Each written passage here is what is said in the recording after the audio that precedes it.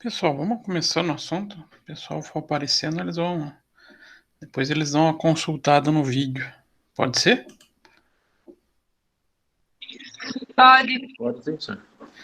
Tá. O que a gente vai começar trabalhando na aula de hoje, então?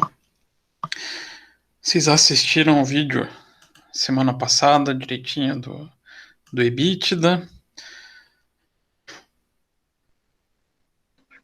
Sim, Então, hoje, o que eu quero trabalhar com vocês é justamente a análise, o cálculo propriamente do EBITDA e a análise.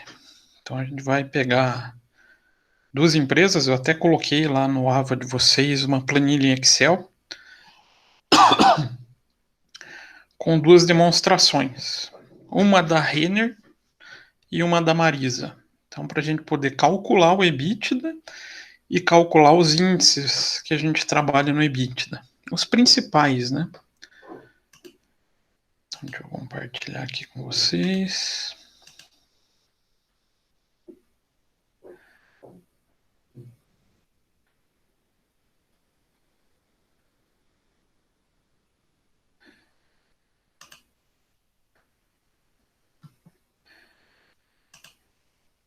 Eu até coloquei slide de prática do EBITDA, mas nada mais é do que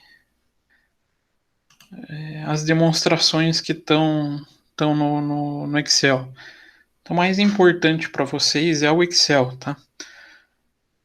Até como, deixando como dica, tentem montar a planilha do jeito que a gente trabalhar aqui na sala, que vocês já vão ter praticamente uma questão previamente respondida. Vocês só vão ter que refazer, colocar as mesmas informações aqui e analisar. Então, tem uma questão bem parecida com essa aqui.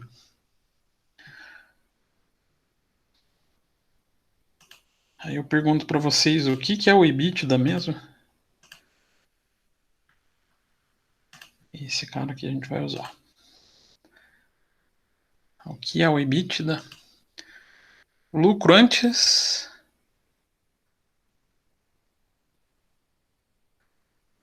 É do imposto de renda e da depreciação e amortização? Não? e faltou resultado Ah, financeiro, né? Então é isso. lucro antes dos tributos sobre o lucro, da no nome do conceito é dos juros, né? Mas é do resultado financeiro, da depreciação, amortização e exaustão. E também a gente pode encontrar a figura do EBITDA ajustado, até o que eu falei no slide, na aula que eu acabei deixando gravada para vocês, né? Que é quando alguma empresa julgar necessário qualquer tipo de ajuste, ela tem que apresentar, primeiro, esse EBITDA oficial, ou EBITDA da instrução CVM 527, pode ter vários nomes, né? E depois você pode ajustar e apresentar um novo cálculo que obrigatoriamente tem que descrever que é um EBITDA ajustado. E depois a possibilidade que a gente encontra de cálculo de índice baseado no EBITDA são muitos, mas os mais usados, não mais zoados, né, mais usados, são esses quatro que eu coloquei aqui.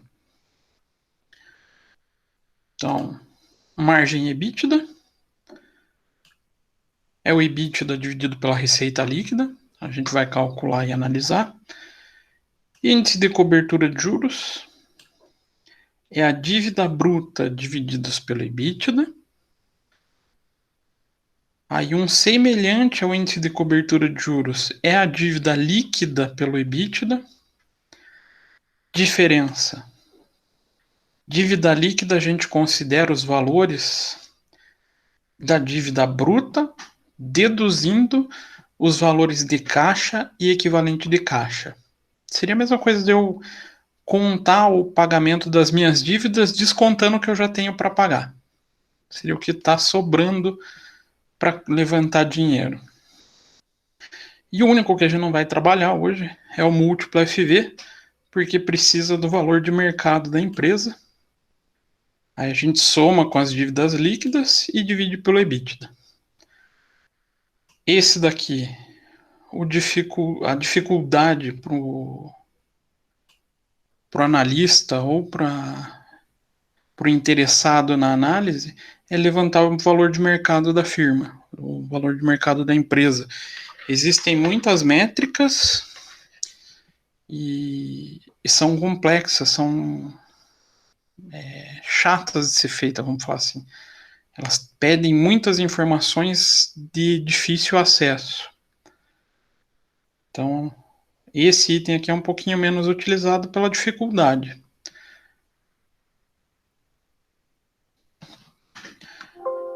Opa.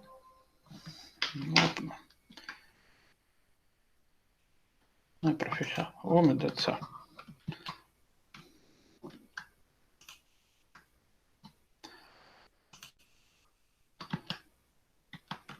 Então, daí esse é o Excel que eu deixei lá para vocês. Então, consta a demonstração ativo da Renner, o passivo. O passivo eu deixei ele bem resumido para não ficar poluindo o exercício. Senão aqui a gente teria várias continhas de passivo circulante, passivo não circulante. E a demonstração de resultado. O mais importante para a gente, claro, é a demonstração de resultado nesse momento.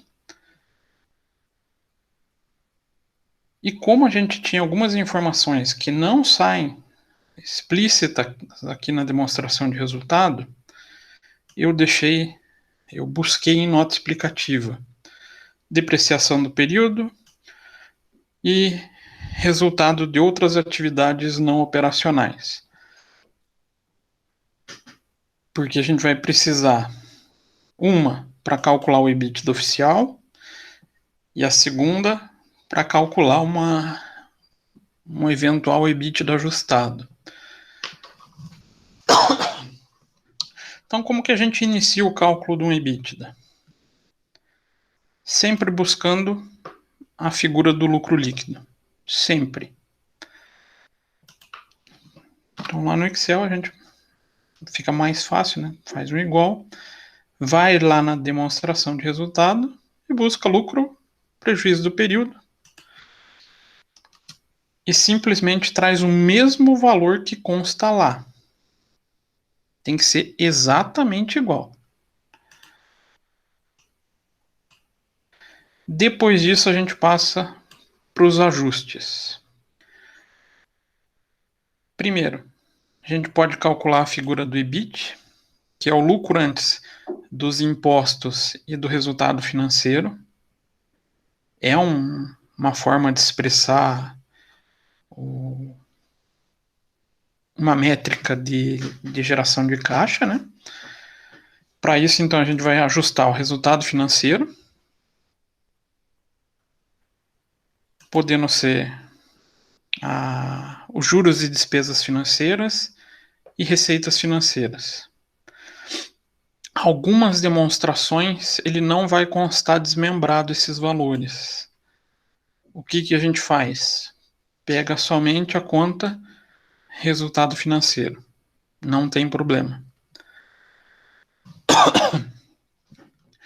E como que a gente considera esses ajustes no cálculo do EBITDA?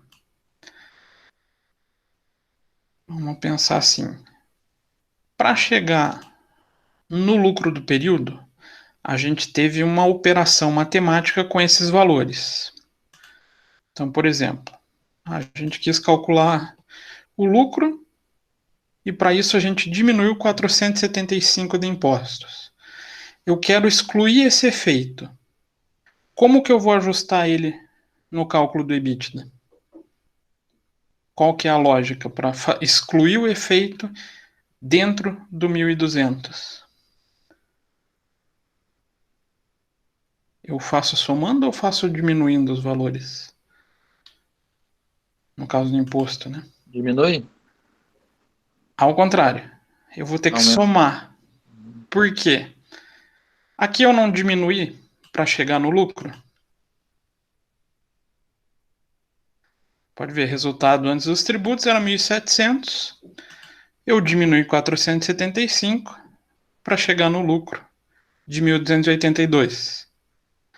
Se eu quero excluir o efeito desse imposto de renda, consequentemente, no meu ajuste para o EBITDA, eu vou fazer a operação contrária. Então, de maneira bem simplista, o que eu posso fazer? Inverte o sinal. Então, exemplo, aqui a gente não vai conseguir segregar juros e receita financeira, porque a demonstração ela trouxe acumulada. Professor, Oi? professor, só uma dúvida. Não seria mais fácil só colocar o entre parênteses ali no valor e puxar a fórmula de soma? E daí ficaria mais fácil de fazer. O entre Daí parênteses, como quando, assim? tipo, ele tá negativo, né? Daí em vez Aham. de colocar o símbolo negativo, deixar o entre parênteses, que vai ficar negativo de qualquer forma, né? Só para não precisar colocar o sinal ali, porque eu particularmente me perco quando tem que colocar sinal, né? Prefiro usar os elementos do Excel. Não sei se pode Ah, fazer tá. assim. É que aqui é a maneira que a própria base de dados que eu peguei traz. Ele já traz com o sinal. Então, uma maneira da gente facilitar. Hã? Entendi. Não, entendi. Aí... Eu pensei que você tinha feito ali, colocado, mas isso Não, daí é não. bem. Esse daqui, digamos, eu peguei de uma base de dados e exportei para o Excel. Então, uma das maneiras da gente entender a lógica é só invertendo o raciocínio que tem de cada conta. Então, se fosse lucro ou resultado financeiro positivo, a gente traria para o ajuste do EBITDA negativo. Quer simplificar no Excel? Veio dessa maneira e na prova vai estar dessa maneira, tá, gente? Que eu peguei da mesma base de dados. O que a gente pode fazer? Igual menos e busca lá resultado financeiro. Ele já vai trazer fazendo a inversão que a gente precisa. Aqui a gente não vai ter nada, né? Porque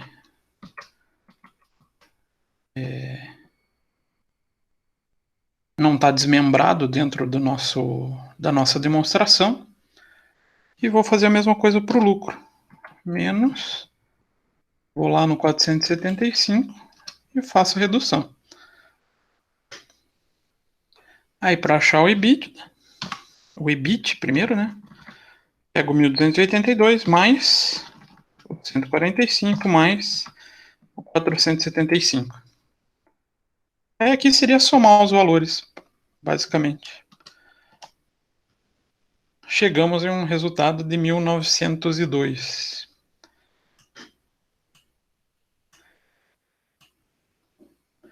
Então a ideia aqui desse 1902 é a capacidade de gerar caixa antes de pagar os tributos e pagar o resultado financeiro, pagar as despesas financeiras. Mas para chegar no EBITDA daí, a gente vai ter que também desconsiderar a depreciação. A mesma coisa. Porém, essa demonstração é bem o padrão utilizado nas divulgações financeiras. Não aparece na demonstração de resultado. Aonde eu consigo a informação? Nota explicativa. Então, no dia a dia, quando vocês estiverem fazendo esse tipo de análise, querem encontrar depreciação para chegar no EBITDA, tem que buscar em nota explicativa, na grande maioria dos casos. Aqui daí eu peguei já para facilitar a nossa vida. Mesma coisa, ele diminuiu 149 do período. Eu vou lá, coloco o sinal negativo para inverter, né? E trago o valor positivo.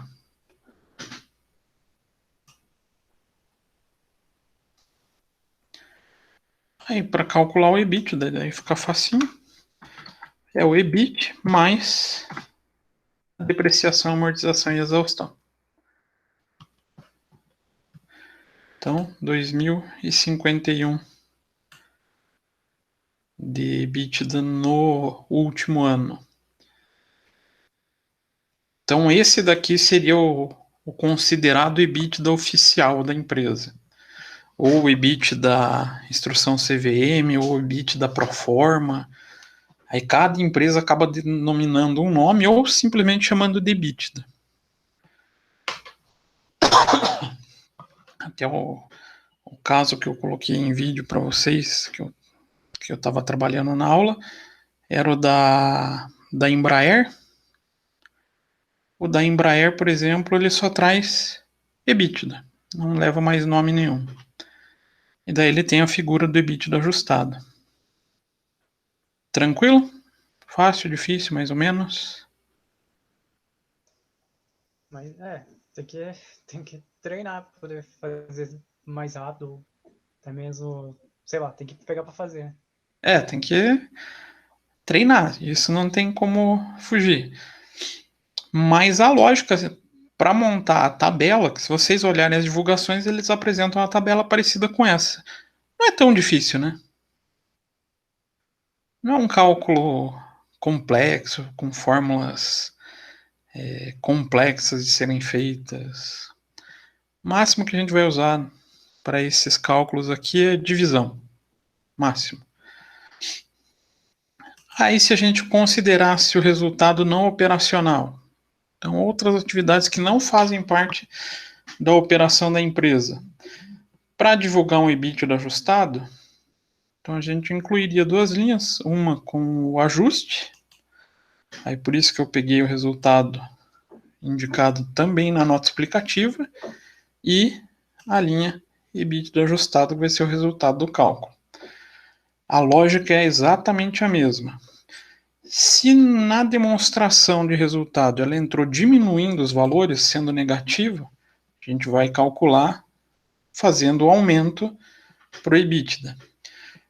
Se no caso ela tiver um resultado positivo, um efeito de uma receita, a gente vai calcular invertendo, vai calcular trazendo como se fosse uma despesa. Então, basicamente, a mesma lógica. Põe um sinal negativo e traz o valor.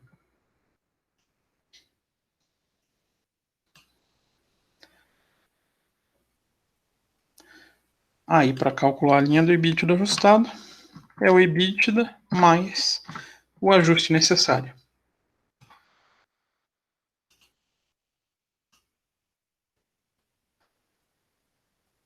Então, chegamos nestes resultados. Ajuda chegar nesse valor, ele sozinho? Não faz muito sentido, né? Se eu tivesse só o 2051. Tá, eu sei que ele gerou caixa, mas o que mais que eu posso fazer com isso? Aí por isso a gente traz, além daquelas 4 fórmulas, né, que eu mencionei no slide, essas 4 fórmulas, a gente também costuma calcular uma análise horizontal do EBITDA. Então, a análise horizontal, lembram como fazer?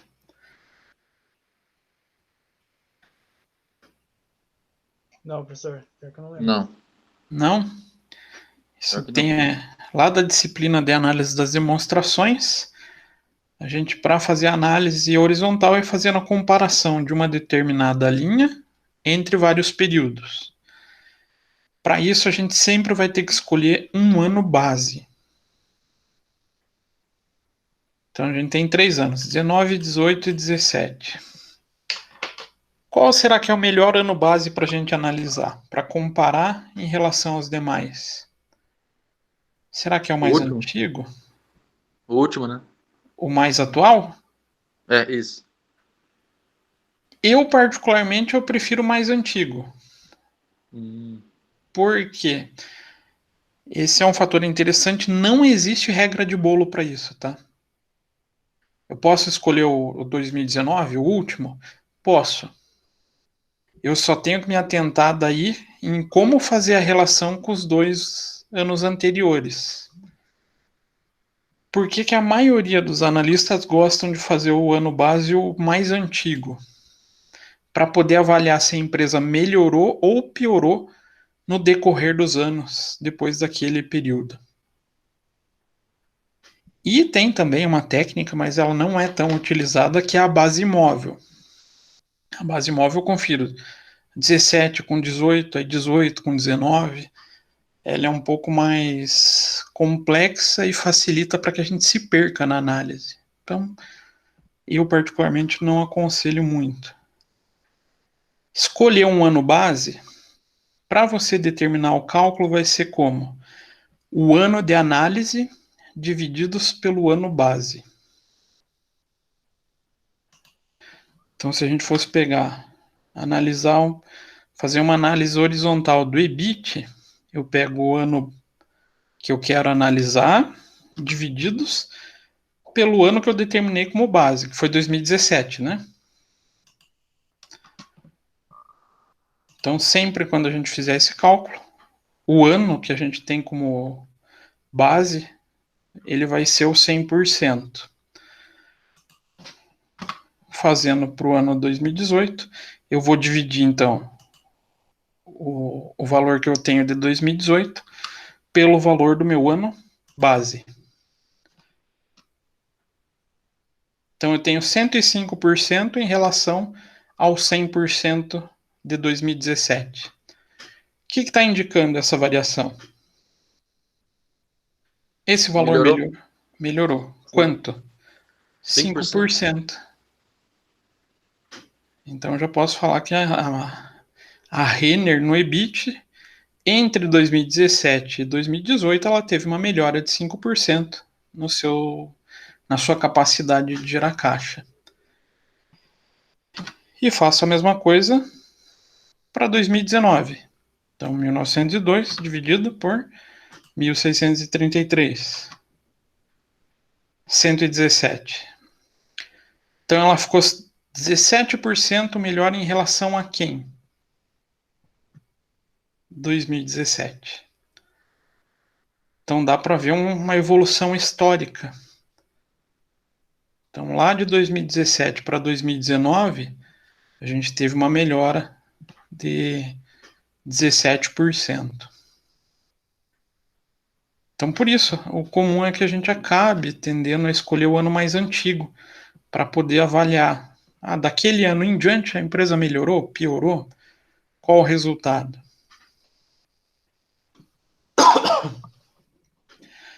Aí a gente faz a mesma coisa para o EBITDA e o EBITDA ajustado. Então, esse divididos por esse, sempre vai dar o 100%, né?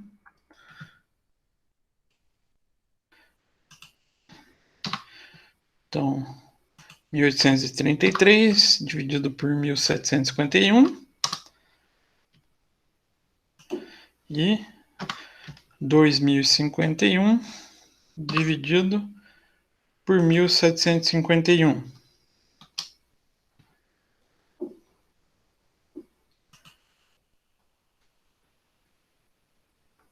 Só deixa eu ver uma coisa. Não, peguei.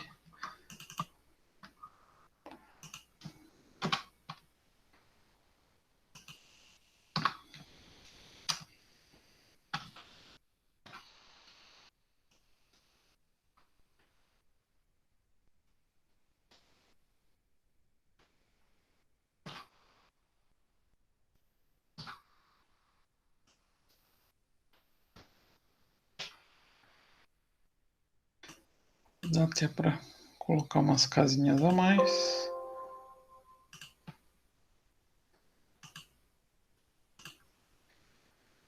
Então a gente consegue ter uma tendência na avaliação desses valores nos 3 anos. Vocês vão ver um descompasso muito grande entre a Renner e a Marisa. Por quê? A Renner era uma empresa, pelo menos ela vinha, né, 2020 ninguém está conseguindo manter essa característica, mas ela é uma empresa muito estável. Se a gente fizer uma análise de todos os valores, ela é uma empresa que não sofre grandes variações. Ela consegue ir aumentando as suas operações de maneira muito consolidada. Isso faz com que ela tenha uma segurança maior nas suas análises. A Marisa, vocês vão ver que isso não acaba acontecendo de maneira tão fiel. Então, feito isso, a gente já tem um padrão para análise. Uma análise horizontal dos 3 índices. Se a gente analisar somente a Renner, nesses 3 índices a gente pode falar que durante os 3 períodos, os 3 anos, ela conseguiu uma evolução de aproximadamente aí 17 a 18% em cada um desses índices. Mas é uma evolução boa? É uma evolução ruim? O que vocês acham? Conseguir melhorar em 17% a relação a 2017? É bom, ruim? Mais ou menos? Eu acredito que seja bom. Cuidado. Ela aparenta ser boa, né? Tá melhorando. Mas eu Hein, prof, mas é melhor que nada, não é? Ah, sim. Mas vamos pensar como analista. Para poder aferir se alguém tá bom ou tá ruim, o que eu preciso? Um padrão de comparação. Então, como é que, por exemplo, eu vou poder falar se eu tô. Eu tirei uma nota boa na prova. Como é que eu vou poder falar se minha nota foi boa ou foi ruim? É que a gente não gosta de se comparar, professor, por isso. Não gosta? Mas as empresas a gente tem que comparar, né? Se a gente for analisar o investimento, a gente vai ter que comparar. Então a gente sempre acaba precisando de alguém para comparar, para poder falar, alguém está melhor que outro. Então eu sempre indico para vocês, se alguém fizer esse tipo de pergunta, a tendência é a gente responder depende. Depende de quem eu comparar, né? Nesse caso aqui ela vai estar boa, porque a gente vai comparar com a Marisa que está numa situação pior, mas a gente vai ter que ter os números da Marisa para poder falar. Mas pegar a lógica da evolução, sim, ela tem uma evolução boa. 17% de crescimento é uma evolução boa. É uma evolução realmente positiva porque está acima da inflação do período, né? Poderia simplesmente ter uma evolução aqui de inflação, ela aumentar o equivalente da inflação, mas não foi o que aconteceu nesse período. Aí a gente passa para os outros índices propriamente dito, que são os índices relacionados ao EBITDA. Primeiro, margem EBITDA. Como a gente calcula esse cara? O que ele significa? Então, margem EBITDA, a gente divide o EBITDA pela receita líquida. O que ele indica para o analista? Quanto das vendas de uma empresa se conseguiram converter efetivamente em potencial fluxo de caixa? Então, vamos calcular. Então, eu faço a divisão do EBITDA. Então, a gente pega o valor que a gente calculou e divide pela receita líquida. Vai lá na demonstração de resultado, busca lá, receita de vendas, 13 mil. Então, ela tem uma margem de 16%. Posso aqui arrastar.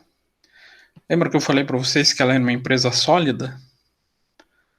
Pode ver a média de quanto ela consegue transformar do valor da receita dela em EBITDA. Bem, vamos falar assim, bem consistente, né?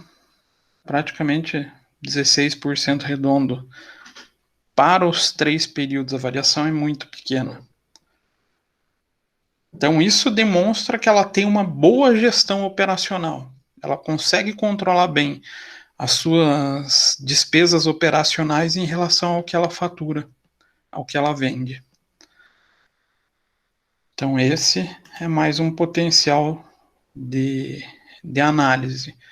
Verificar quem tem o maior EBITDA. Aqui, a gente pode trazer aquela lógica que o professor de análise de demonstrações coloca em sala. Como que a gente analisa? Esse indicador aqui sempre, quanto maior, melhor.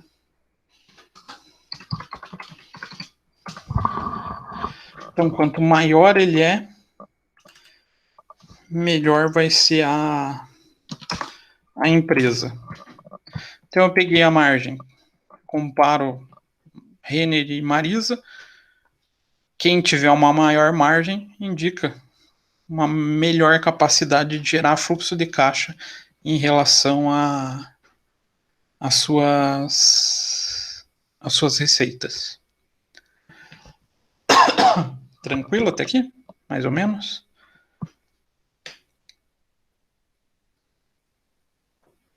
Sim, não, talvez, quem sabe, é possível.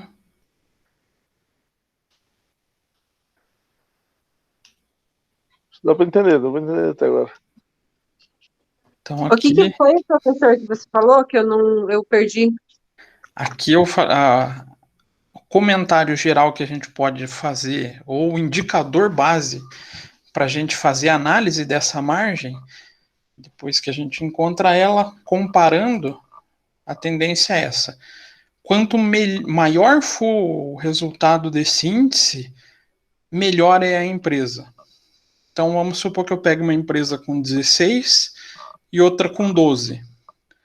A empresa que tiver com maior índice de margem EBITDA, melhor tem esse resultado.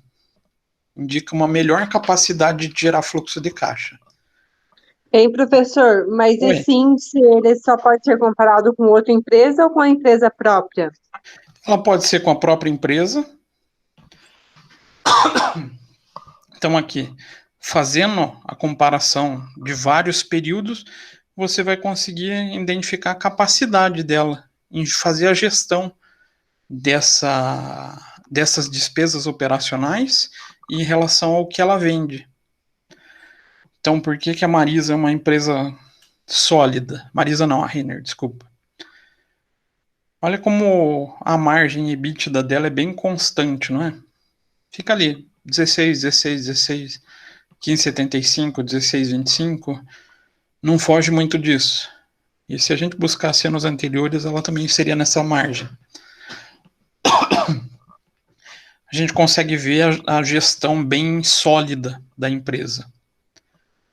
Então ela não tem muito descontrole, principalmente nessa figura de custos e despesas da operação.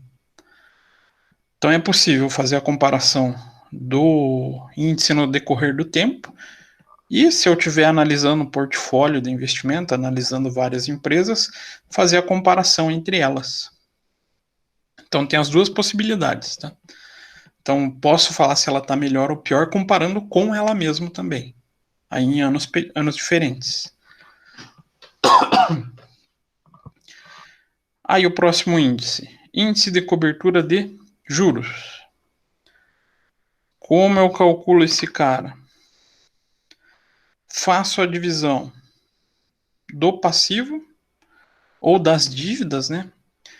Aqui, se a gente quisesse fazer o cálculo mais perfeitinho possível, eu pegaria somente passivos financeiros. Então, dentro desses valores, existe a figura de valores de passivos operacionais ou passivos financeiros. Ah, professor, então como é que a gente faz essa separação? Aqui no exercício não vai dar, porque eu acabei suprimindo a informação. Mas qual que é a lógica? Passivo operacional é toda aquela dívida que a empresa tem que seja necessário para a manutenção das atividades da empresa. Então, se eu perguntasse para vocês, fornecedores, eu preciso dessa dívida? Sim. Porque sem os funcionários a empresa não vai funcionar, né? Esse é um típico caso de passivo operacional. Outro Tem, caso. professor. Oi. Mas se eu comprei um mobiliário para o meu escritório e parcelei, ele é um passivo também, né? Operacional. Aí ele já passa para um passivo financeiro. Ah, Outra característica que a gente pode utilizar é a figura da recorrência. O passivo operacional, a tendência é que a gente tenha todos os meses durante a existência de uma empresa. Então, exemplo, conta de água. Faz parte da operação gasto com água? Em geral, sim. sim, né? A empresa não vai conseguir se manter se não tiver o pagamento, nem que seja da água para os escritórios, para o funcionamento geral, né? Vai ocorrer essa dívida todo mês. Também é um passivo operacional. O passivo financeiro ele tem a característica um pouquinho diferente. Primeiro, ele não está vinculado diretamente à operação. Então, por exemplo, você gastou para comprar esse maquinário, esse mobiliário. Então, eu preciso desse gasto para manutenção da operação? Dessa dívida propriamente dita? Vai depender, né, professor? Se for que nem no salão mesmo da Denise, ela vai precisar de imobiliário para os clientes sentarem, então vai influenciar na operação. Mas isso não poderia ser comprado à vista? Sim. Sim. Então esse parcelamento não tem uma característica um pouco de financiar o móvel? É Não verdade. acaba migrando um pouquinho de uma característica de um financiamento? Sim. Sim. Então ele já tem a característica do financeiro. Entendi. Então as dívidas que a gente tem, em geral, empréstimos e financiamentos são os passivos financeiros. Certo. Outra característica, então, é que ele não é recorrente. Não vai ser eterno na empresa. Vai chegar um dia que vai pagar. Claro que tem as empresas que vivem tendo financiamento, né? Vive pegando empréstimo, mas aí é um caso à parte. Mas mesmo assim é tratado como financeiro. Então, para achar esses itens aqui, o cálculo mais perfeito para esses dois da dívida seria passivos financeiros. Como aqui a gente não tem como segregar, a gente só vai considerar os passivos. Então, o índice de cobertura de juros seria a dívida bruta, então é o passivo circulante, mais o não circulante. Opa. Então, eu faço essa soma e divido o resultado dessa soma pelo EBITDA. Então, chegamos a 3,68. Média de 3,6 para Renner. O que indica esse resultado? Quantos períodos eu vou precisar com EBITDA semelhante a esse para conseguir quitar essas minhas dívidas financeiras? Então, a Renner aqui, ela leva em média entre 3 e 4 períodos ela conseguiria pagar, considerando o total do EBITDA. Então, para avaliar se essa empresa é boa ou ruim, o indicativo é quanto menor esse índice,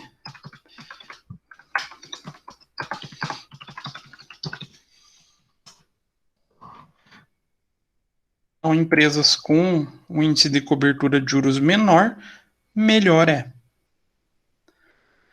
até na parte teórica eu comentei sobre cláusulas restritivas de contratos financeiros que as empresas podem adotar.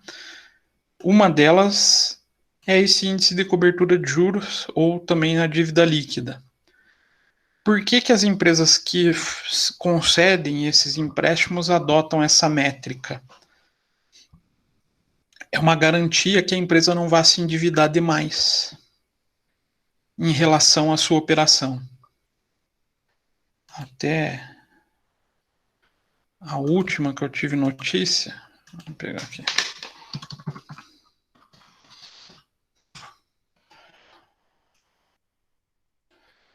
Eu comentei até no material.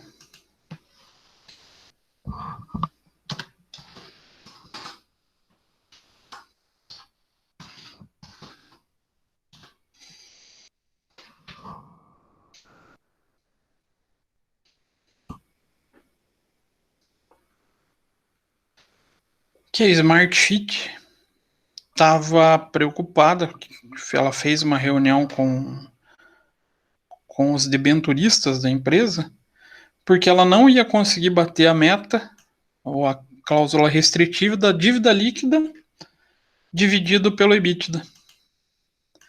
Então, para eles, esse índice não poderia passar de 3. Então, o cálculo desse índice,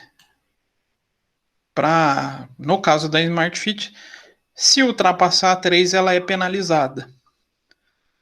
Ela não divulgou qual que é a penalização, a grande maioria passa todas as parcelas que estão vencendo no longo prazo para curto prazo, para exigir um retorno dos pagamentos de modo mais rápido. Então aqui, a ideia é que sempre mantenha-se o menor possível para essas empresas. E a dívida líquida? Como é que a gente calcula? Vai ser semelhante a esse caso. Aqui a gente calculou a dívida bruta. A dívida líquida vai ser a dívida bruta menos caixa e equivalente de caixa. Então a gente vai fazer o quê? Soma os dois passivos, diminuo o que eu tenho de caixa equivalente de caixa. Então aqui, esses 5 milhões seria o equivalente à minha dívida líquida.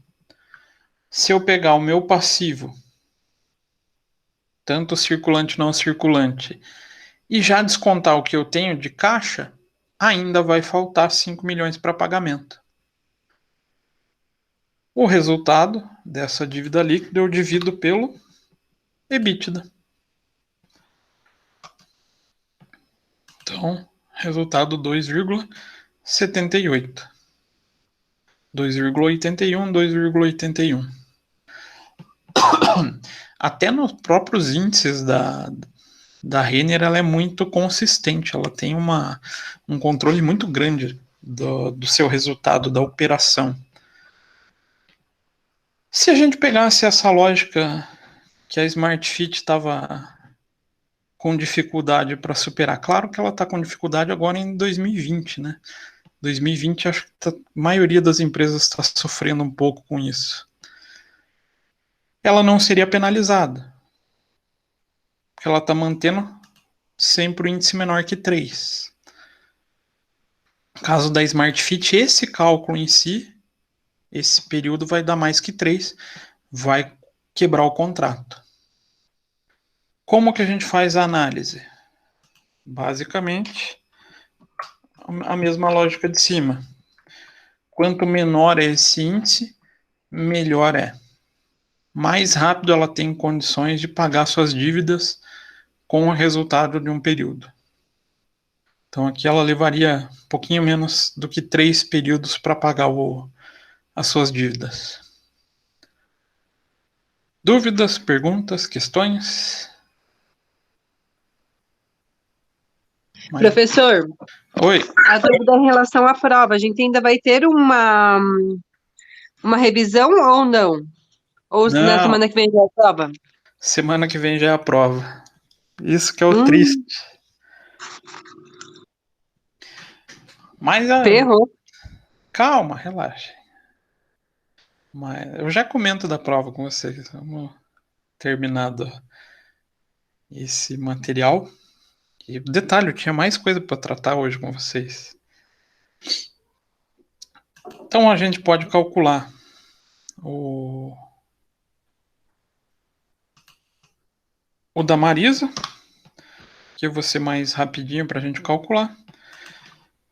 Então, calculando o EBITDA, vou lá, pego o lucro líquido do período. Mesmo que esse lucro seja negativo, eu trago exatamente como ele está na demonstração.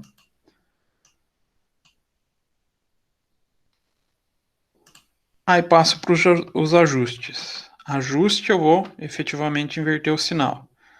Resultado financeiro, 265. Inverto o sinal. Então aqui juros e receita financeira já está no cálculo, né? E inverto o sinal para calcular o imposto de renda.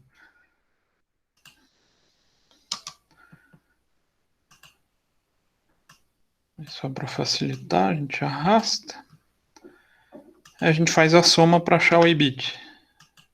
Esse mais... Professor, por que sempre tem que inverter o sinal para achar o imposto sobre o lucro? É para achar o imposto, cuidado.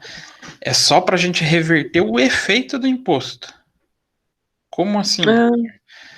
Quando a gente está calculando na demonstração de resultado, para chegar aqui nesse 132, a gente acabou diminuindo o imposto de renda, não foi? Até Sim. Aqui fica bem ruinzinho de ver, na Renner aqui é melhor.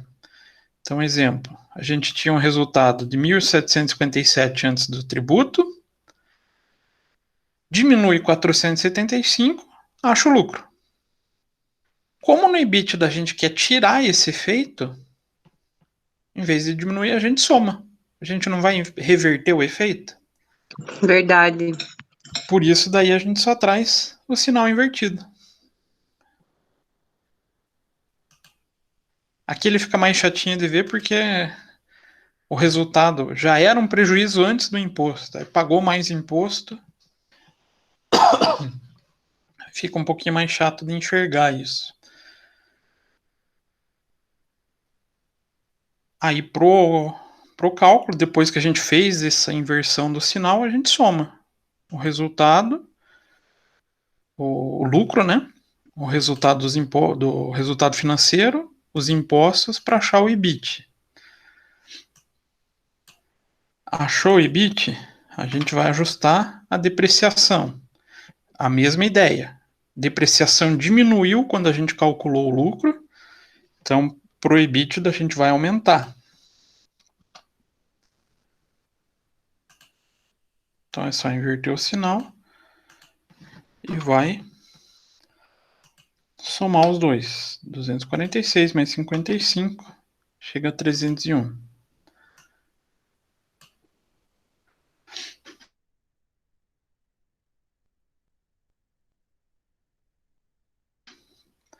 Então a gente teve lá, aqui ela teve prejuízo nos 3 períodos com atividade não operacional.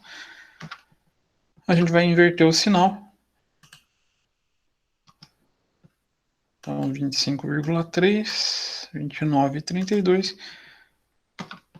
E para achar o EBITDA ajustado, soma o EBITDA, mais o ajuste que a gente fez. Acha a figura do EBITDA ajustado. Mais importante que o EBITDA ajustado, para fins de análise, pensem sempre na figura do EBITDA pro forma. Por quê? Todas as empresas que divulgarem o EBITDA, essa linha tem que seguir exatamente a mesma forma de cálculo, para todas as empresas. O EBITDA ajustado não. Cada empresa vai poder fazer o seu devido ajuste. Então é melhor a gente pegar algo que seja comparável entre qualquer empresa do que ficar avaliando quais os critérios para ajuste. Então esse cara aqui, ele é importante? É, mas não tem a mesma função informacional do que o EBITDA sozinho. O EBITDA sozinho não, o EBITDA oficial. A gente pode fazer o mesmo cálculo de análise vertical. Então pego o ano base, o ano de análise divido pelo ano base. Então vou fazer a mesma coisa para 2018, divido pela base 2017. E pego 2019, divido por 2017. Olha a variação do EBIT da Marisa. 2017 para 2018 ela caiu 87%. E depois ela recuperou para 158%. Ela tem uma instabilidade nos seus resultados. A gente pode confirmar com o EBIT. Então a gente divide o ano de análise pelo ano base. 42. E a mesma coisa, divide o ano de análise pelo ano base. No EBITDA, a variação já não foi tão grande em relação ao EBIT. Mas mesmo assim, de um ano para o outro, ela teve uma queda muito grande, depois ela teve a recuperação. Isso gera insegurança no investidor.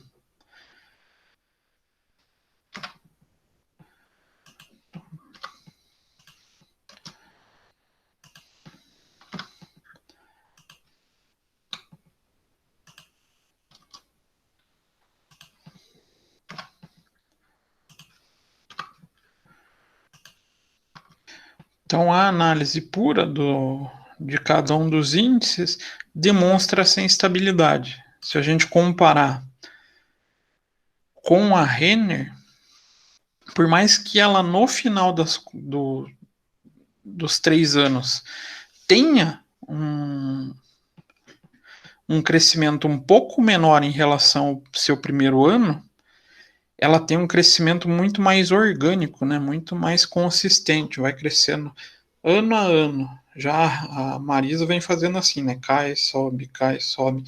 Isso faz com que o investidor tenha uma preferência por investir numa empresa igual a Renner em relação à Marisa, que não traz tanta segurança. Mas, claro, não é a única fonte de análise.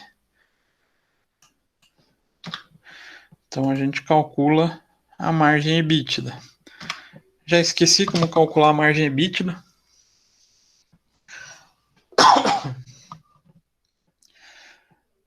Margem EBITDA a gente divide o EBITDA pela receita.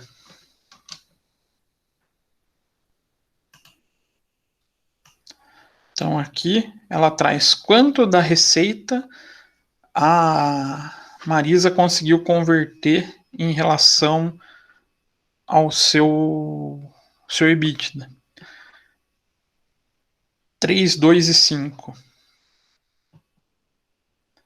Se a gente compara aqui com a Renner, que manteve 16% para os 3 períodos, quem tem uma maior capacidade de gerar fluxo de caixa em relação ao que vende?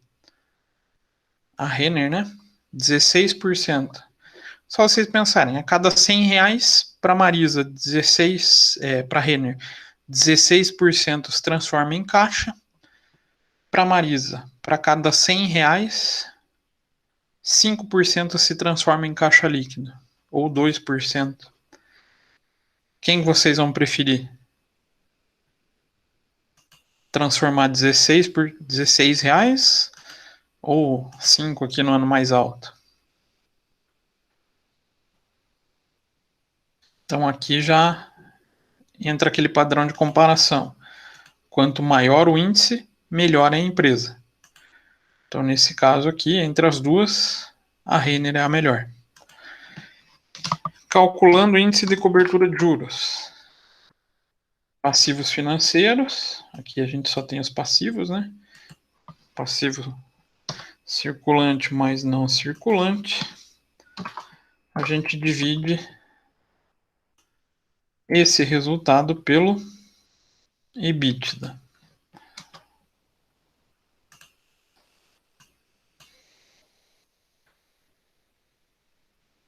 (16 períodos). Se fosse com o resultado de 2018, ela levaria 36 períodos para pagar as suas dívidas. Em 2019, que ela melhorou um pouco, ela caiu para 13 períodos. Quem tem mais chance de pagar as contas? A Renner levaria no máximo 4 períodos. A Marisa, 13. Quem será que tem mais chance de pagar? A Renner, né? A Renner. Então, por isso daí a gente acaba aplicando essa lógica. Quanto melhor esse índice, melhor é a empresa. Porque ela tem mais capacidade de pagar esses passivos. A mesma coisa a gente faz para o passivo líquido. Para a dívida líquida, né? Soma passivo circulante mais passivo não circulante. Diminuo o caixa equivalente de caixa, que no caso da Marisa aqui não vai nem fazer cócega, né? Olha quanto ela tem de caixa equivalente de caixa, quase nada. Opa.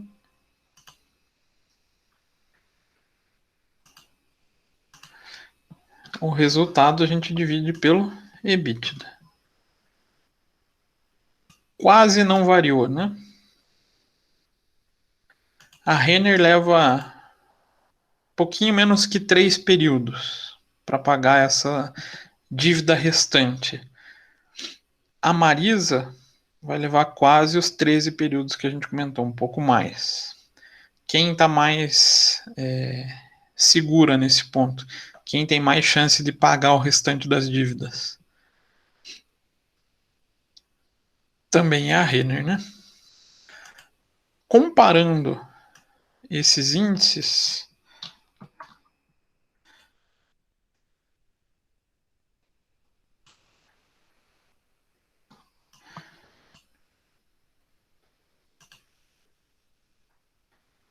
na opinião de vocês, quem é a empresa mais segura para investir?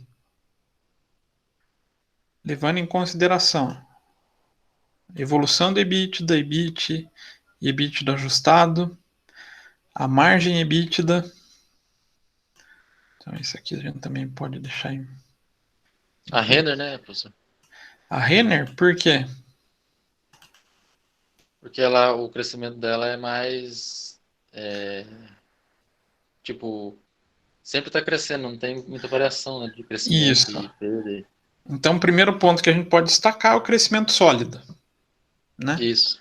Ela tem um crescimento sólido. A gente mata esse cara. Outro fator que vai levar a gente a preferir a Renner. Compara a margem EBITDA. Além do crescimento sólido, ela tem uma capacidade maior de transformar essas receitas que ela tem em caixa, em fluxo de caixa. Então, para cada R$100, a Marisa transforma em 5 para caixa e a Renner 16. Então, outro ponto positivo é a capacidade de gerar caixa com as receitas ou a margem EBITDA. E tem mais algum ponto positivo?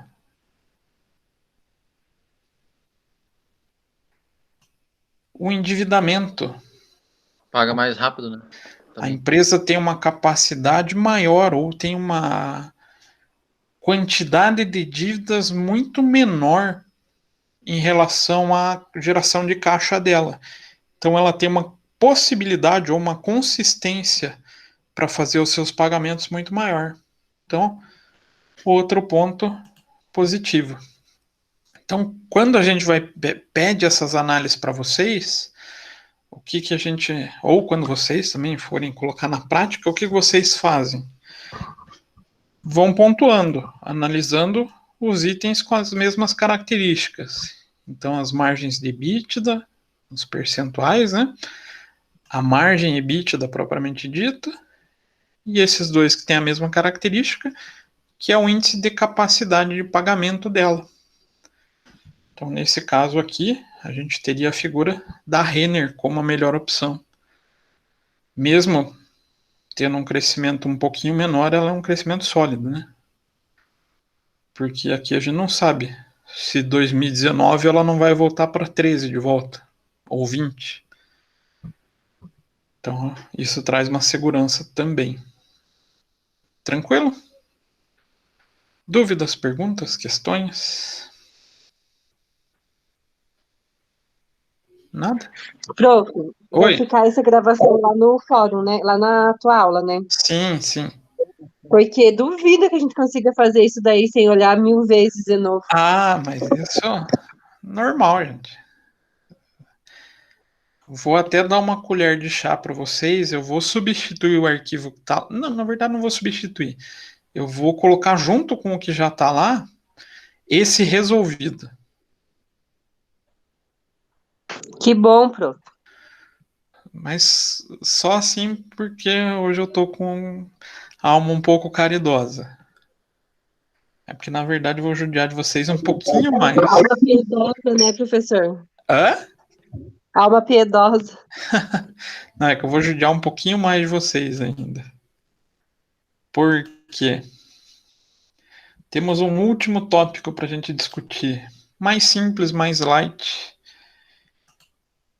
E que pode ser útil para vocês também em análise de investimento. Que é o método do Ponte, ou sistema do Ponte. Ele é uma evolução das métricas de rentabilidade e endividamento, principalmente rentabilidade. Então, ele foi proposta por um engenheiro para facilitar a análise de rentabilidade de empresa. Então, o sistema do Ponte é uma técnica que a gente utiliza, então, para fazer a avaliação de resultado, de rentabilidade. Então, com o resultado do POM, a gente consegue afirmar se uma empresa ela é rentável ou se ela está se ficando mais rentável do que períodos anteriores ou se ela é mais rentável que outras. E ele é um sistema bem difundido porque, primeiro, ele é antigo, criado lá em 1914. Então, Donald C. Brown criou esse método quando ele trabalhava em um setor de tesouraria. Por incrível que pareça, esse pessoal aqui adora trabalhar na área financeira. Não só o engenheiro elétrico, mas os engenheiros em si. Então, a gente costuma encontrar muitas técnicas que acabam sendo desenvolvidas por esse pessoal. Não sei porquê, né? Acho que eles já têm uma tendência à criação e eles têm uma facilidade na área financeira porque tem o domínio de cálculo e raciocínio lógico. Então, esse sistema, basicamente, ele usa de duas métricas para efetuar essa análise de desempenho. Basicamente, ele se pauta no retorno sobre ativo, então o ROA, e o retorno sobre capital próprio, patrimônio líquido, o ROI. Com esses dois índices, a gente consegue encontrar o resultado do sistema do POM, que se pauta aqui nesse índice final. E a vantagem dele? Então, ele permite que a empresa divida o seu retorno sobre o capital próprio em diferentes componentes. Então, facilita um pouquinho essa análise e com um grande fator a favor: a simplicidade no cálculo. Vocês vão ver, ela não é um cálculo assim mirabolante, com inúmeras variáveis. Então, os elementos, basicamente, se dividem naqueles dois resultados, e melhor do que falar desse slide é usar a fórmula. Com alguns itens extraídos da demonstração do resultado e do balanço, a gente consegue encontrar tanto o retorno sobre ativo quanto o retorno sobre capital próprio. Aqui a gente consegue avaliar a aplicação ou a melhor aplicação do ativo. A empresa consegue aplicar bem seus ativos? Não consegue? E a outra figura é o retorno sobre o capital próprio, que é o que todo investidor busca, né? Ter retorno sobre o dinheiro que ele aplicou na empresa. Esse item é importante, por quê? Empresa sempre busca trabalhar com uma margem de lucro. A margem de lucro ela pode ser, então, um fator de remuneração para o sócio. Principalmente se ela estiver atrelada com o giro do ativo. Giro do ativo. O que significa giro do ativo? É bom para a empresa ter estoque parado? Não, Não. é prejuízo, né? É prejuízo? É custo? O pessoal começa a gastar estocando? Tem o Até- custo para manter aquele estoque também, né? Isso. Então, o ideal é que a empresa consiga trabalhar com o menor valor de estoque possível, não é? Vocês até têm mais propriedade do que eu como contador para falar. Tem até métrica não, método de gestão de estoque voltada para isso, não tem? Sim, sim, classificação ABC, Tem sim, professor, estoque mínimo. estoque mínimo. E tem um método de controle de estoque que é bem conhecido para isso também, né? O tal do just in time, não é? É, estoque de segurança, né, prof? Então, essas técnicas buscam maximizar esse giro do ativo. Por que é bom isso? A gente vai conseguir ter o menor valor aplicado para manter a operação. Claro que existe o risco, trabalhar com margem de estoque pequena, qualquer problema em fornecedor, fornecimento de insumo para os próprios fornecedores pode gerar um atraso na nossa produção. Mas eu evito ter todo aquele gasto e toda aquela estrutura para armazenagem. Então, com base nesses dois índices, a gente consegue chegar num aproveitamento desse ativo. O ideal é que a gente consiga um maior retorno com um menor ativo aplicado.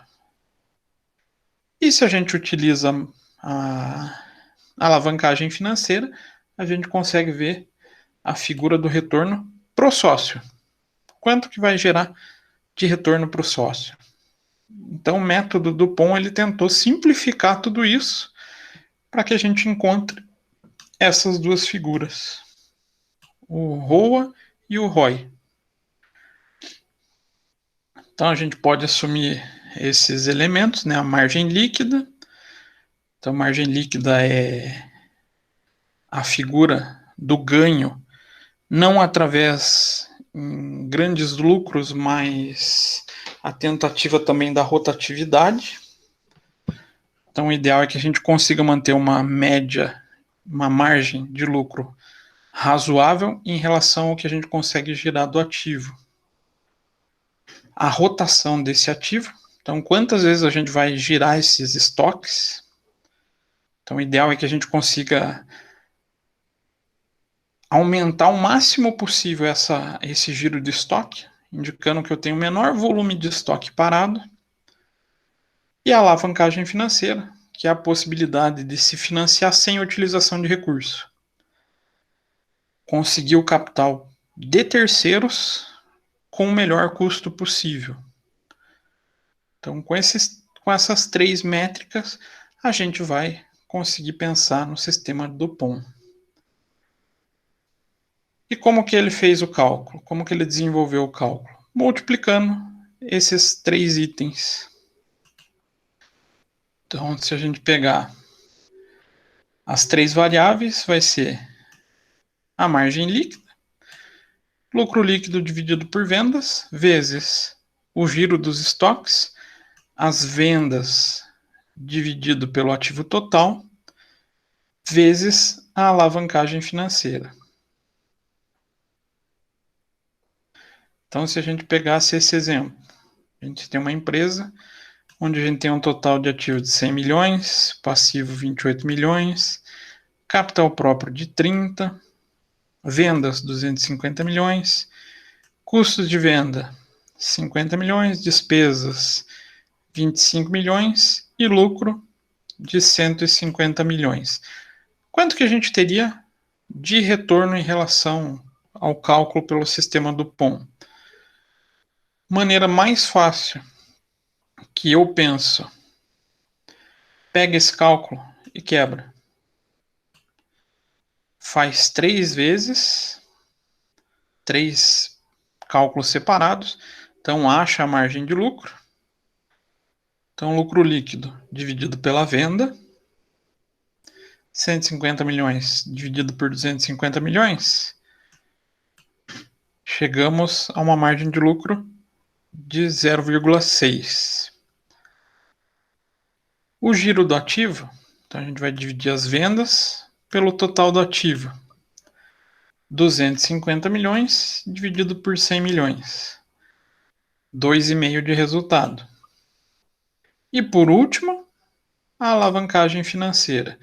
Divide o ativo pelo capital próprio. 100 milhões dividido por 30 milhões. 0,33. Vai ficar muito mais fácil do que jogar todos esses números em uma fórmula só, né? Encontrou essas 3 variáveis, multiplica. Então, 0,6 vezes 2,5 vezes 3,33. Então, resultado de 4,99. O que é esse 4,99? Então, aqui é a efetiva rentabilidade em relação ao capital próprio investido. Se a gente pegasse e multiplicasse só esses dois, a gente encontra o retorno sobre o ativo. Então, aqui seria o ROA e o resultado dos 3, né? Não ficou muito bom essa separação. Aqui já seria a figura do ROI. Então, o objetivo principal do Dupont é o ROI. Então, ele indica que a empresa teve uma rentabilidade de 4,99%, onde se observa um desempenho importante da alavancagem financeira. Ela foi o que mais influenciou no cálculo, indicando que a empresa também pode melhorar, então, esses outros 2 índices. Ela pode melhorar o giro do estoque, então ela pode rever como ela está controlando os seus estoques, como ela pode melhorar isso, se ela tem margem para isso, e também ela permite a variação, a busca da melhora da margem de lucro. Apesar que 60% de lucro aqui é um lucro muito alto já. Se a gente for calcular das outras empresas, a gente vê que não é tudo isso. Então aqui a gente tem essas possibilidades de trabalhar em cada área. Consigo variar a figura de margem de lucro, posso rever preço de venda, posso diminuir custo, consigo rever a minha política de estoques, e caso eu queira também mexer na alavancagem financeira, posso fazer buscando o capital de terceiros com custo mais baixo. Então, a ideia aqui é a indicação da rentabilidade. Então, para cada R$100 que a gente vai ter investido, a gente tem um retorno de 4,99 nessa empresa. Então, cada R$ 100, R$ 5 a gente vai ter de retorno por período. Tá bom? Não tá bom? O que vocês acham? Tá fraco, professor? Não. Tá fraco? Ah, não sei, eu acho que tá meio fraco, né? Ó, entra naquela mesma situação. Não sei. Não, é Não por tenho. causa da alavancagem, né? Também. É, Ele vai ela ter que pegar um ajuda. empréstimo e tal. Mas para falar se ela tá boa ou tá ruim, eu não sei, porque eu não tenho comparação, né? É, não tem como comparar com o outro, né? Não tenho nem com o índice dela mesmo, histórico, e nem com o de outras empresas. Então, sempre quando a gente trabalhar também o método do POM, a gente ou trabalha avaliando empresas com características semelhantes, para ver se o retorno tá bom ou não tá bom. E quando eu quero comparar o desempenho da própria empresa, eu pego vários períodos. Então, o interessante do método é justamente buscar essa rentabilidade da empresa, possibilidade de analisar esses fatores envolvidos no cálculo e principalmente com uma proposta simples. O mais importante é a proposta simples. Faz com que a gente tenha essa facilidade. Por isso, a gente pode até comparar junto com a Renner e a Marisa. Quais são os 3 itens que a gente precisa? Margem de lucro, isso? Ele ficou faltando um M, mas tudo bem, né? Então, margem de lucro, giro do ativo, mais a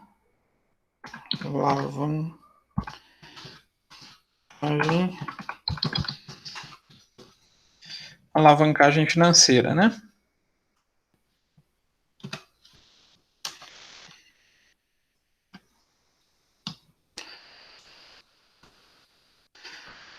Com esses 3 índices, a gente chega no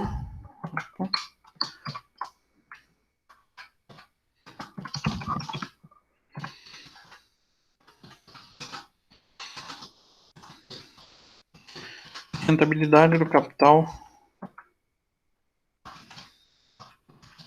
próprio. Margem de lucro, como que a gente calcula mesmo?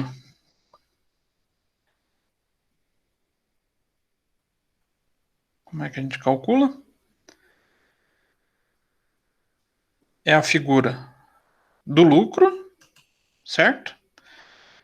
Dividido pela figura da receita. Então a gente vai encontrar a margem de lucro. Giro do ativo. Como que a gente calcula?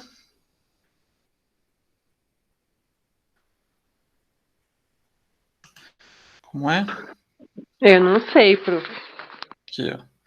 O lucro sobre as vendas sobre o ativo, e a alavancagem financeira vai ser o ativo total dividido pelo capital próprio.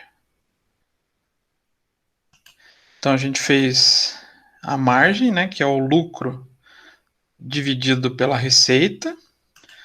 O giro do ativo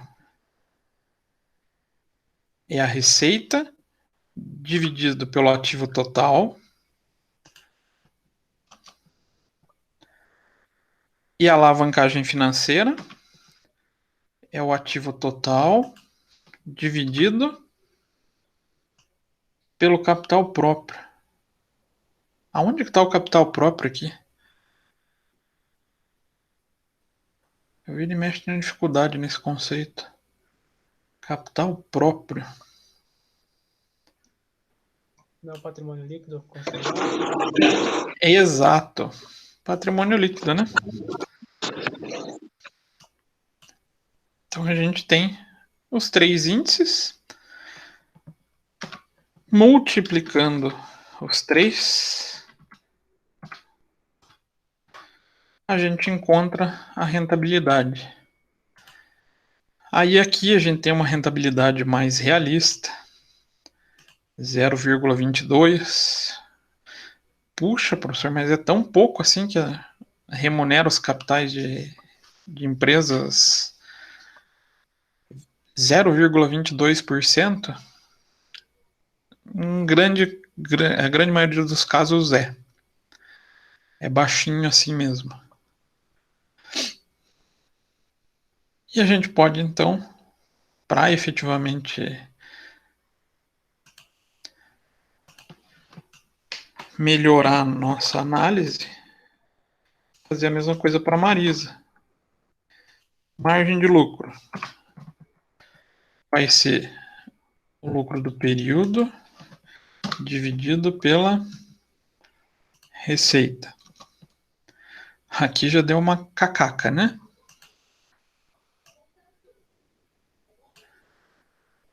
Levando em conta que a gente vai multiplicar os 3 valores, por mais que os outros 2 valores dê positivo, essa margem de lucro aqui vai fazer o que com a minha rentabilidade? É triste, mas ela vai deixar a rentabilidade nossa negativa. Então, giro do ativo, divido as vendas pelo ativo total. E a alavancagem financeira, divido o ativo total pela figura do patrimônio líquido.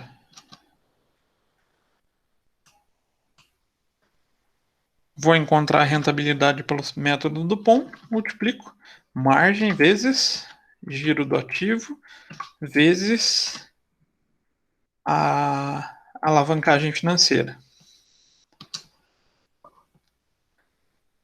Menos 0,06%.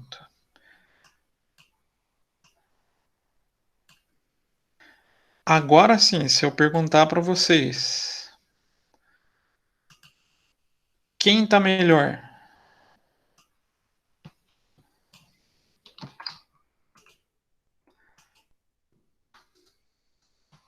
A Marisa? Marisa? Por quê? É. Aqui está o da Marisa, que a gente fez, e aqui eu colei o da Renner agora. Eu acho que é porque ele. O capital o capital próprio da Marisa. Não, peraí. Aqui está o da Ixi, Renner. Porque não dá negativo. Não, o da Renner é melhor, porque não dá negativo. Exatamente. Primeiro, por não ser negativo, né? Então aqui, entendi. eu tô tendo um retorno pequenininho, para cada R$100 vou ter 22 centavos, mas eu tô tendo retorno.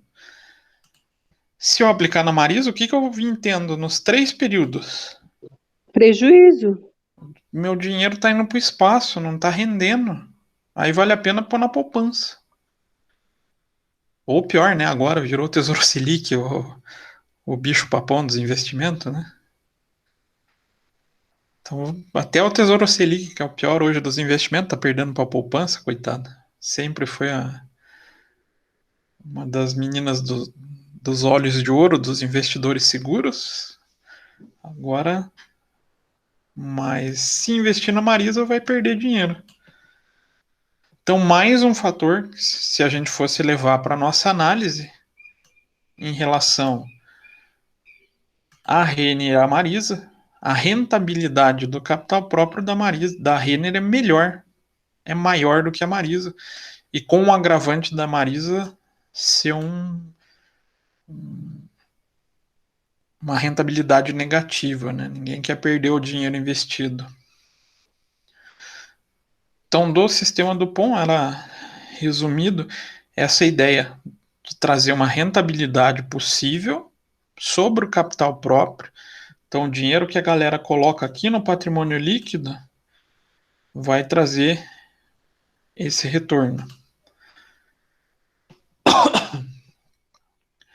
Então, a vantagem, o benefício de conhecer esse sistema é justamente por itens bem simples da gente separar nas demonstrações financeiras, a gente conseguir apontar se uma empresa tem rentabilidade, não tem, e quanto que é essa rentabilidade. No caso aqui, a gente pode também avaliar possíveis melhorias. Exemplo, Marisa. O que precisa melhorar aqui?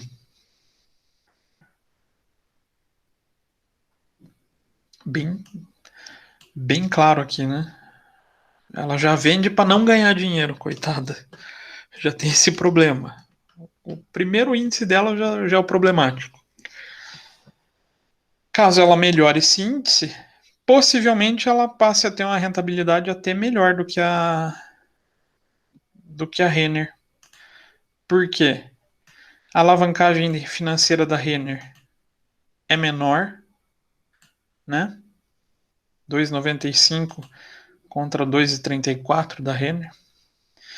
E outro fator, apesar de ser pouca diferença, ela gira os seus estoques um pouco mais do que a Renner. A Renner não consegue girar uma vez o seu ativo, enquanto a Marisa gira um ponto alguma coisinha, então ela consegue vender mais. Só que o problema dela nesses períodos é que ela está vendendo sem ganhar dinheiro. Aí não tem Cristo que melhore o resultado da empresa, né? Vender sem ganhar dinheiro. E que, curiosamente, é um dos problemas dos empresários brasileiros, né?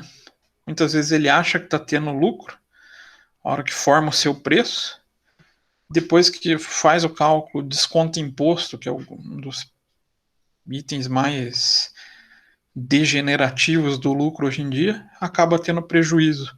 Aí pode pôr dinheiro que for, não vai conseguir fazer ter retorno na empresa. Tranquilo? Dúvidas, perguntas? Sim. Professor, nesse caso, como ela gira estoque e tem bastante venda também, provavelmente seja o preço dela que seja muito barato, né? Ou pode ser o custo. Pode ser um dos dois itens. Ou ela tendo um O preço custo muito muito baixo. alto para comprar ou preço muito baixo para vender. Isso. São as grandes possibilidades. Que daí transforma nessa margem negativa, né? E esse é o problema. Muitas vezes a gente coloca um preço. O empresário brasileiro ele tem muito esse problema, né? Ele coloca o preço baseado no que o concorrente está fazendo, não é? Exatamente. E isso daí faz com que ele não tenha noção se ele está tendo lucro ou prejuízo com aquele preço. Ele não consegue montar uma política de montagem de preço, uma gestão de custo e formação de preço. Faz com que dê esse tipo de problema. Porque senão ele perde para concorrência, né? Perde vendas também, né? Isso. Até não é tema da disciplina de vocês, mas tem um método muito interessante de gestão de custos que visa isso. Porque a maioria dos sistemas de custo fala, você calcula o teu custo e aplica o markup. Aí você faz o teu preço de venda. Tá, é uma teoria muito bonita. Mas e se o mercado é muito acirrado? Que é uma das grandes características da globalização, né? A gente tem um mercado acirrado. Então os preços eles são muito ali emparelhados. Se você começa a destoar um pouquinho o preço, o que o cliente faz? Muda de empresa. Troca de marca, né? Muda de empresa. Então, para quem tiver interesse nesse tipo de método, eu nem sei se eu tenho material pronto. Nossa, minha pastinha de aula é uma maluquice. Vocês podem estudar a figura de target costing.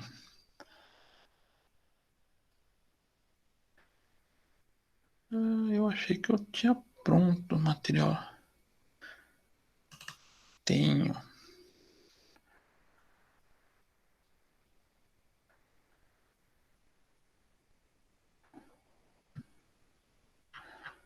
Cadê a figura do target?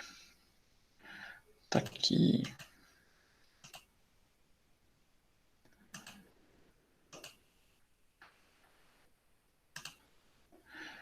O nome do conteúdo que dá para vocês buscarem é esse cara, Target Costing. Ele é um método bem interessante. Um dos principais difusores desse método é esse cara. Por incrível que pareça, apesar do produto dele ser diferenciado, ele utiliza essa técnica de custeio, onde você tem o foco baseado no preço que o cliente quer pagar. Ou, no caso da Apple, ela muda um pouquinho esse foco. Ela busca o material que o cliente quer comprar efetivamente, qual a tecnologia que ele quer. Então ela basicamente tem como foco do custeio o preço de venda.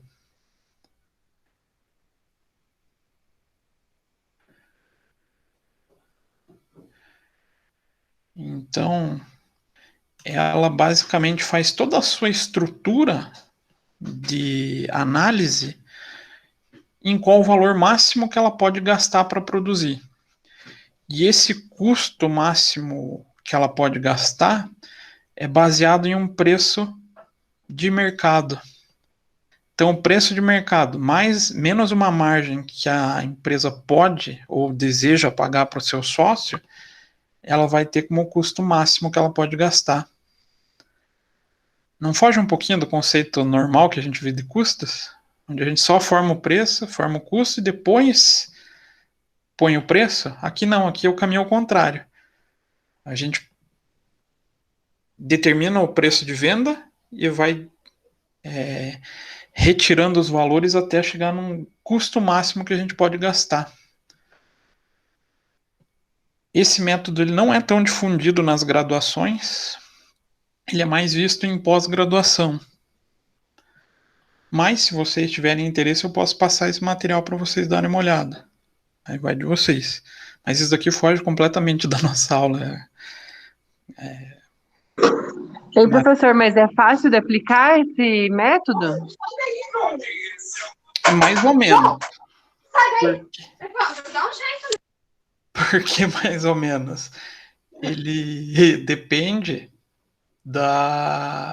do seu controle de custo. Você vai ter que montar, no teu caso, por exemplo, a sua prestação de serviço vai ter que chegar no máximo a um custo que você estipular. Então vamos tentar exemplificar trazendo para a sua realidade. Então, um corte de cabelo masculino. Você vai ter um preço de mercado, não vai? Sim. Desse preço de mercado você pode determinar uma margem de lucro. Vamos supor lá. Você tá vendendo a R$20 e quer 50% de lucro. Então, 50% de R$20 vai ser quanto? 10. 10. Então, você vai poder gastar qual o máximo nesse corte? 10. 10. Aí você vai ter que ver todo o material que você emprega, inclusive a depreciação de móveis, de ferramentas, material, né? Material empregado, para que você tenha no máximo esse gasto de 10. Mas está dando 11. Tem que rever a estrutura de custos.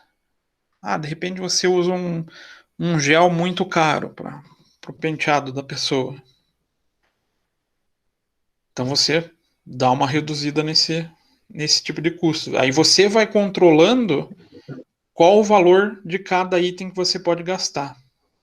Ou, professor, a margem de lucro estava muito alta. Estava muito alta? Que se eu tô pedindo uma margem de lucro de 50% e o meu custo tá dando de 10% a mais, então ou a minha margem de lucro tá alta, que eu tô querendo, ou realmente os meus produtos estão muito caros, É uma ou o hipótese. meu preço muito barato. É uma hipótese. É por isso que a gente parte. O preço ele é fixo. Pense nessa ideia. Eu tenho um preço definido pelo mercado. Ah, é pelo mercado, não o que eu acho. Isso. Você vai se basear Entendi. nos teus principais concorrentes, aqueles que têm o mesmo padrão. Aí você vai pegar aquele preço, vai tirar uma margem de lucro que você espera naquele negócio.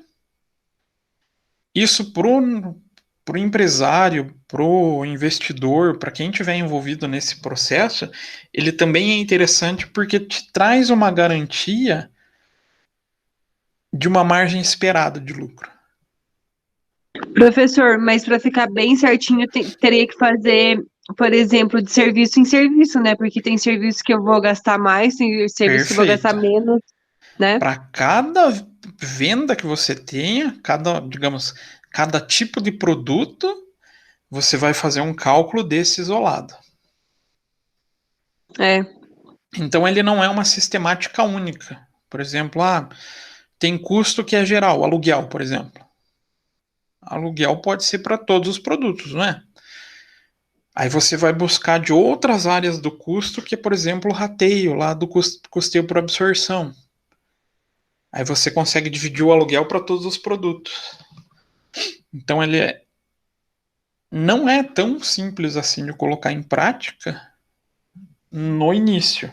O início ele é um pouco trabalhoso, porque você vai ter que destrinchar todos os custos, separar para cada produto ou para cada tipo de prestação de serviço, para daí você trazer para essa métrica.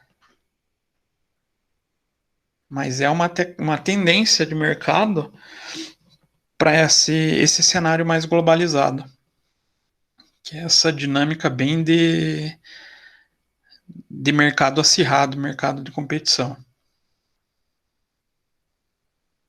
Mas isso é só digamos assim,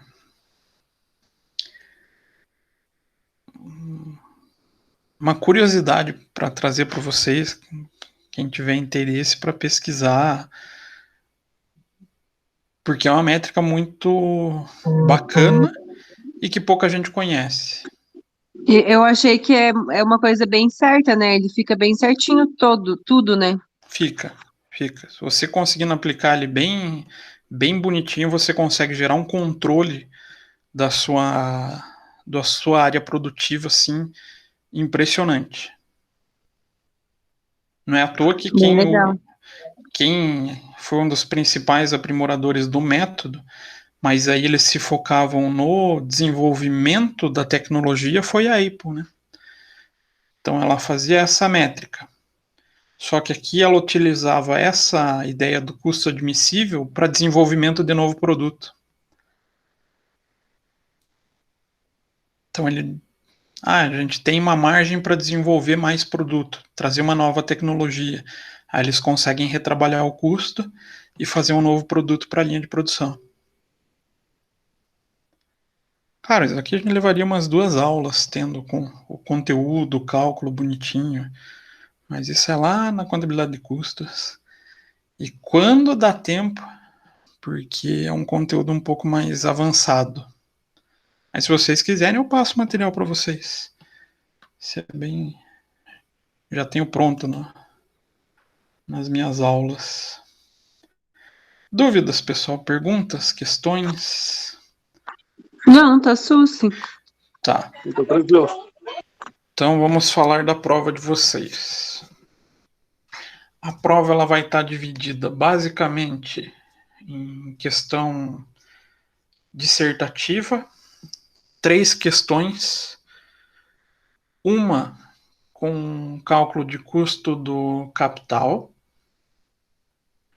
uma segunda questão com ponto de equilíbrio múltiplos produtos e essa terceira baseada no EBITDA. Então, até por isso que eu falei para vocês que eu vou até deixar a planilha para vocês. Essa. Professor, tem que mostrar os cálculos? Sim, Tá. pode fazer no Excel. Até o que eu me atentei que eu não sabia na prova passada, como habilitar para vocês colocarem anexo. E eu consegui habilitar dessa vez. Então, vocês vão responder e querem colocar uma planilha do Excel em anexo, vai estar liberado. Então, se a gente colocar a fórmula ali na célula, aí já conta com uma explicação do cálculo, obviamente. Sim, é o cálculo, né? Uhum. O cálculo daí está feito. Vai faltar para vocês a justificativa.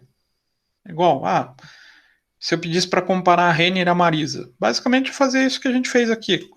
Compara os EBITDAs, esse percentual EBITDA, vê quem está mais sólido, justifica, compara a margem EBITDA, compara esses índices de pagamento, para que vocês justifiquem uma escolha. Pode ser que alguém resolva aqui optar pela Marisa? Pode.